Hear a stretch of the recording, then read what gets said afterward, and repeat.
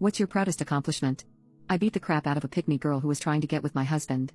Sometimes I wish I had a time machine so I could go back and do it again. I want to start this off by mentioning that I'm a professional boxer. My husband of 6 years has also been training in combat sports for over a decade. After we got together, he took me to his training gym, where I met his female training partner who had been training with him for many years. She was the biggest pick-me I've seen in my life. On the first day, I stood quietly in a skirt watching them train.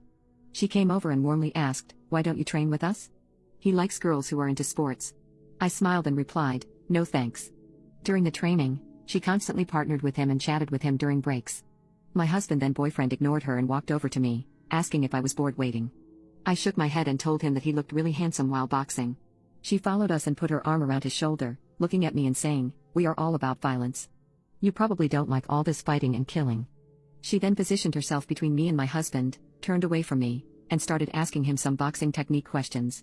My husband was getting a bit annoyed at this point, but he didn't want to be rude, so he told her they could discuss it later. After the break, she turned around, seeming to notice me for the first time, and said, "Ah, I see. You probably don't understand what we're talking about and find it boring, right?" I remained silent with a cold expression on my face. Later, my husband decided to change partners. During the break, she exaggeratedly said to me, "Are you really jealous of this too? It's just a normal training process. We don't mind male or female partners. We've been training like this for over a decade, don't be petty." I was getting infuriated, but I couldn't find the right way to confront her. A couple weeks later, we saw her again at the supermarket. She once again pushed me aside and latched onto my husband, chatting incessantly. I made the decision to walk away, and went to buy some snacks. My husband finally broke free from her, saying he needed to check on how I was doing. She trailed after him, spotted the snacks in my hands, and exclaimed, "Oh, how can you consume such junk food? You know it'll make you fat, right? A girl like me would never be caught with that in her hands. We, as boxers, maintain strict discipline and never indulge in such stuff," she added. I replied, "I take pleasure in eating what I fancy." Consequently, she initiated messaging my husband intermittently. This naturally infuriated me, and I urged my husband to stop responding to her.